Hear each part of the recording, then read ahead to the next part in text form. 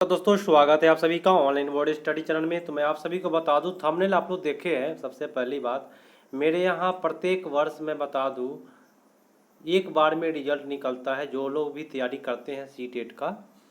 और यदि आप ऑनलाइन से जुड़े हुए हैं और अच्छे से करते हैं तो मैं आपको सीटेट निकालने का तरीका बताऊँगा, ट्रिक बताऊँगा कि कैसे आप सीटेट फाइट करेंगे तो आपका सीटेट एक बार में निकल जाएगा आपका भी। चलिए शुरू करते हैं देर न करते हुए।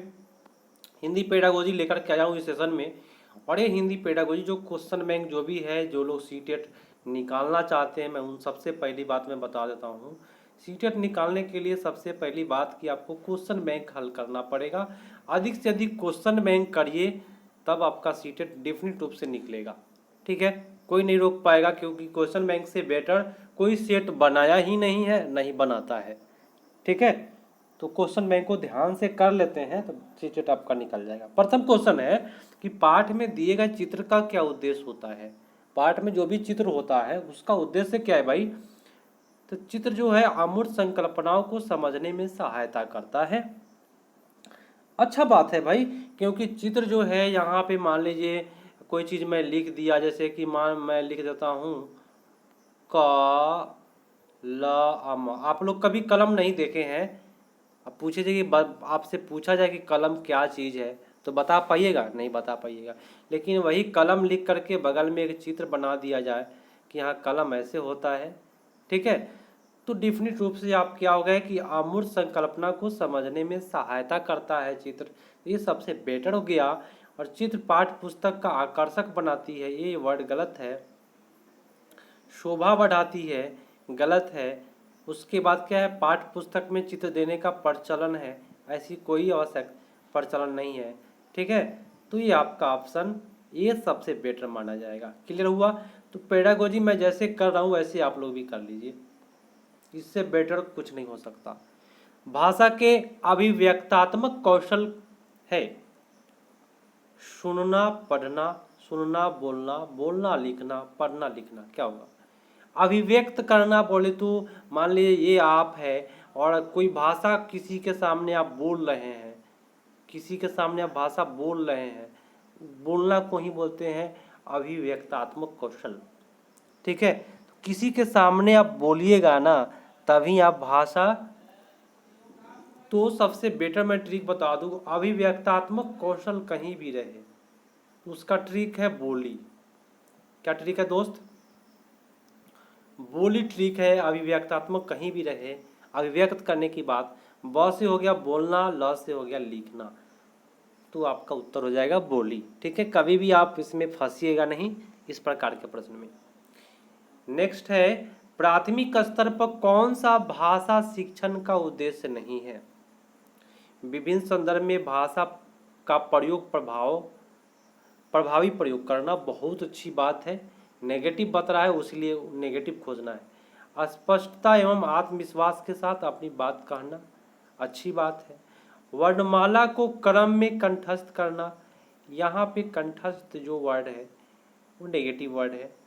ध्वनि संकेत चिन्हों का संबंध बताना, ये अच्छी बात है। सबसे बेटर आपका उत्तर सी होगा, नेगेटिव होने के कारण। क्लियर है भाई? किसी को कुछ प्रॉब्लम अगर है तो आप कमेंट करके पूछ सकते हैं सीटेट में। उपचारात्मक शिक्षण की सफलता निर्भर करती है। उपचारात्मक नहीं, क्वेश्चन भी समझना सबसे बड़ी बात होता है सीटेट में। जो व्यक्ति सीटेट में क्वेश्चन समझ जाते हैं 100+ नंबर डिफरेंट रूप से आएगा। उपचार बोले तो क्या, निदान करना मेरे प्यारे साथियों। उपचारात्मक शिक्षण बोले तो किसी के अंदर कोई कमी है तो कमी आए या कोई समस्या है, उस समस्या का उपचार करना बोले तो क्या, निदान करना सबसे बड़ी बड़ी बात है। तो उपचारात्मक शिक्षण एक सामग्री पर है, सामग्री यहाँ पे उपचारात्मक कोई सामग्री नहीं होता है। ठीक है, भाषा नियमों पर के ज्ञान, समय अवधि पर नहीं। उपचारात्मक शिक्षण की सफलता जो है वह समस्या के कारणों की सही पहचान। यदि आप समस्या को सही से पहचान लीजिएगा तो डिफरेंट रूप से आप उपचार कर पाइएगा। मान लीजिए किसी मरीज को कोरोना है, अगर आप उसको समस्या को पहचान लेते हैं तो आप उपचार अच्छा से कर सकते हैं।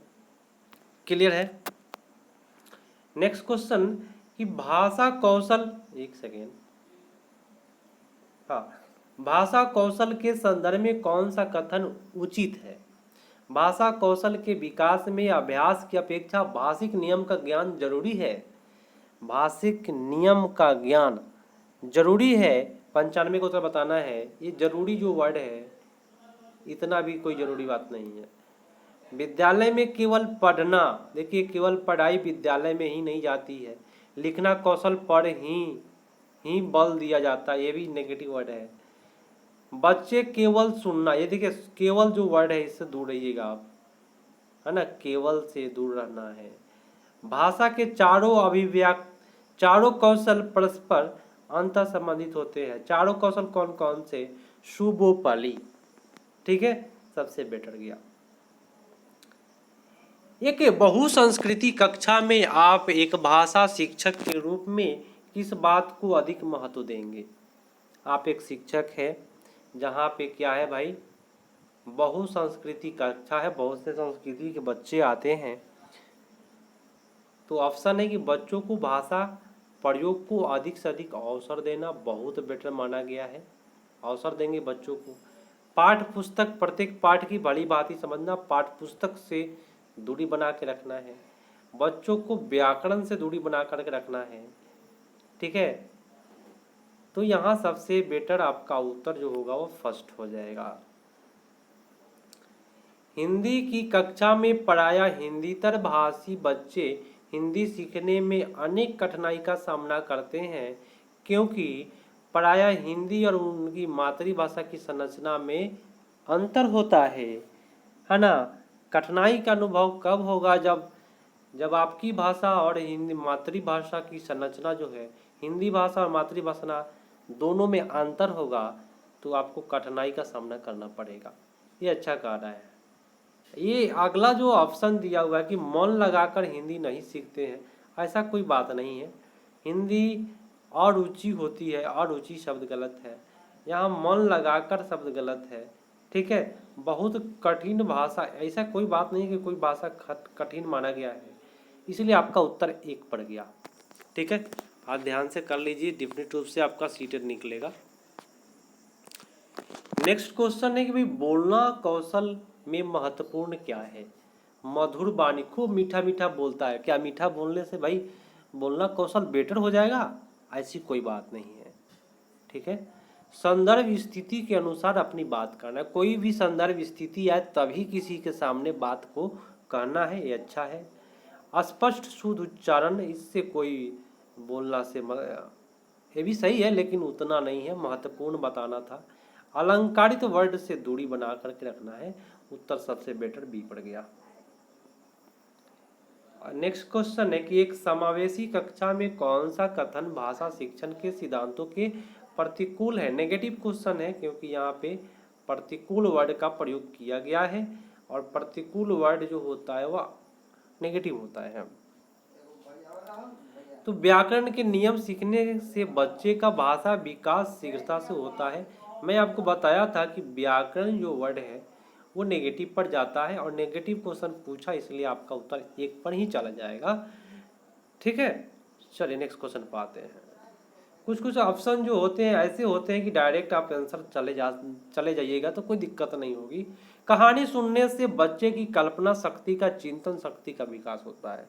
मान लीजिए आप कहानी कर रहे हैं, तो बच्चे के अंदर माइंड में फोटो चलते रहता है, चित्र बनते रहता है कि कहानी में ऐसे होगा, ठीक है। बच्चे प्रसन्न होते हैं, कहानी सुनने से भाई बच्चा प्रसन्न होगा ही होगा डेफिनेट रूप से, ठीक है। बच्चे कक्षा में एकाग्रचित होकर शांत बैठते हैं, तो ऐसा कोई बात नहीं कि कहानी कर सब कोई शांत ही बैठेगा, तो ये गलत हो गया। अनुशासित से दूरी बना करके रखना है। प्रसन्न होते हैं, देखिए प्रसन्न से सबसे बेटर दोनों में ऑप्शन जो जाएगा वह 1 पर जाएगा, क्योंकि बच्चे कल्पना शक्ति, है ना, चिंतन शक्ति का विकास होता है, सोचेगा बच्चा कहानी जब कहिएगा तो। बच्चों के लेखन कौशल का मूल्यांकन करने के लिए कौन सी विधि बेहतर हो सकती है? लेखन कौशल के लिए सबसे मूल्यांकन करना है तो सबसे बेटर है सुंदर लेखन अभ्यास। देखिए सुंदर से कोई चीज नहीं है, दुनिया में कोई सुंदर नहीं है भाई, जो मन की सुंदरता होती है सबसे बेटर मानी जाती है, इसलिए सुंदर वर्ड से दूरी बना करके रखना है। सुन करके लिखने से नकल करेगा भाई बच्चा। पाठ आधारित प्रश्नों पर उत्तर लिखना, इसमें भी नकल का संभावना रहता है।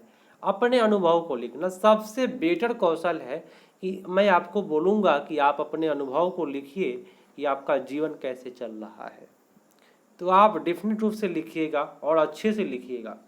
नेक्स्ट है कि एक भाषा शिक्षक के रूप में सबसे बड़ी चुनौती है, वो कौन सी चुनौती है कि आप एक शिक्षक है भाषा के, बहुभाषी कक्षा शिक्षण के लिए उचित रणनीति तय करना। जैसे कि मान लीजिए आपके कक्षा में बहुत सारे बच्चे बैठे हैं, तो सभी बच्चे अलग अलग भाषा जानते हैं, तो एक रणनीति तय करना जो होता है वो सबसे बड़ी चुनौती माना गया है ना। तो यही चुनौती के बारे में पूछा जा रहा था, बहुभाषी कक्षा में शिक्षण के लिए उचित रणनीति तय करना, ताकि सभी बच्चे सीख सके इसमें रह करके। क्लियर? चलिए अगला क्वेश्चन, भाषा शिक्षण में पाठ्यपुस्तक जो है वो आवश्यक है। अच्छी बात है भाई, आवश्यक है। एकमात्र साधन है, साधन है, क्या मारिएगा इसमें सबसे बेटर। देखिए कभी भी देखिए माइंड का टेस्ट करता है, ऐसा ऐसा ऑप्शन रखता है जिसमें अधिकांशतः सही जाते हैं। तो देखिए भाषा शिक्षण में पाठ्य पुस्तक के बारे में चर्चा कर रहा है, तो पाठ्य पुस्तक एक साधन का काम करता है, साधन का काम करता है भाषा सिखाने का।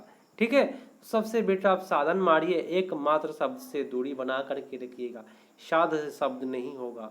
अनावश्यक है माना कर रहा है, ठीक है, गलत बात है। और क्वेश्चन नंबर 104, गृह कार्य के बारे में कौन सा कथन उचित है। गृह कार्य आप लोग जब भी देते हैं बच्चों को तो HW लिखते हैं होमवर्क। होमवर्क में क्या होता है, अधिगम का विस्तार होता है।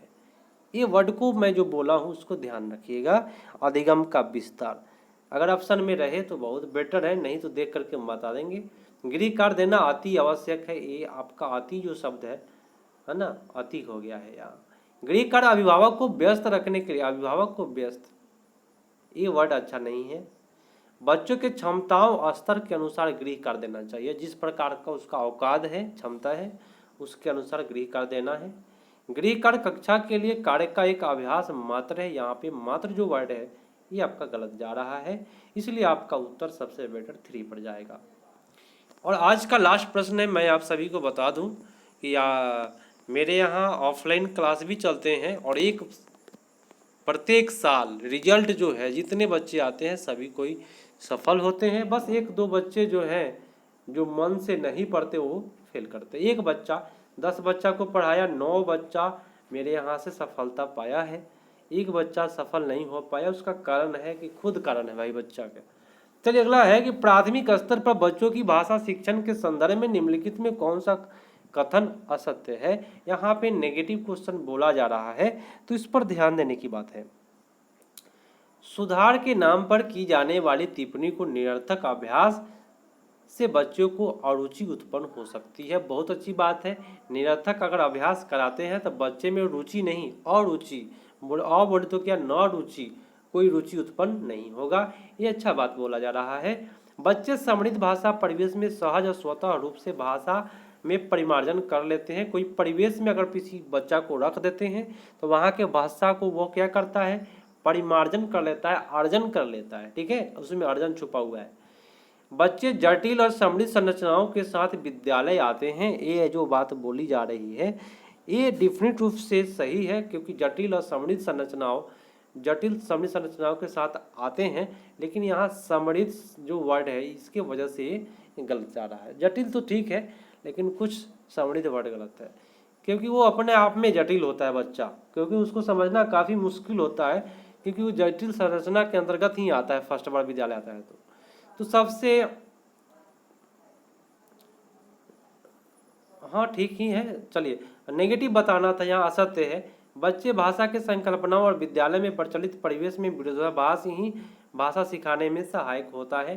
देखिए यहाँ पे ही जो वर्ड है इससे आप कभी भी नेगेटिव का आकलन कर सकते हैं, अधिकांशतः ये नेगेटिव पर जाता है और यहाँ आपका उत्तर 4 हो जाएगा। ठीक है, तो जटिल समृद्ध संरचना के साथ आते हैं बच्चे, ये सही था।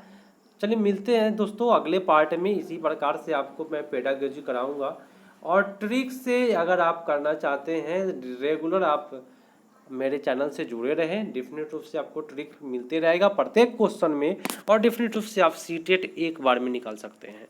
मिलते हैं अगले पार्ट में, तब तक के लिए धन्यवाद। जय हिंद।